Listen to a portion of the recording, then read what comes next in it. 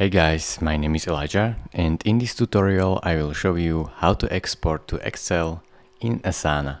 So first step you will have to do is to open up your project that you want to export to Excel. Now the second step is to head over to the project name, and right to the project name you should see this Actions drop down menu. Click on it. Now this will pop up this menu where you can simply go right here to Sync/Export tab, and this will open up a new tab where you have the opportunity to export project tasks as CSV. You can also export it straight to Google Sheets if you want. So let's say I want this CSV, which is basically the format for Excel. And now you have to select which custom fields to export. So it could be only custom fields in this project, which is recommended, or it could be all custom fields including multi-homed tasks.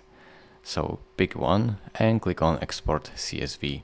Now your CSV should be named right here, and choose a location where you want to save it and press Save. Now it will download your CSV, which you can also import into Excel. It is really this simple. Thank you for watching. If this video was helpful to you, consider subscribing and liking this video, and I will see you in the next tutorial. Bye bye.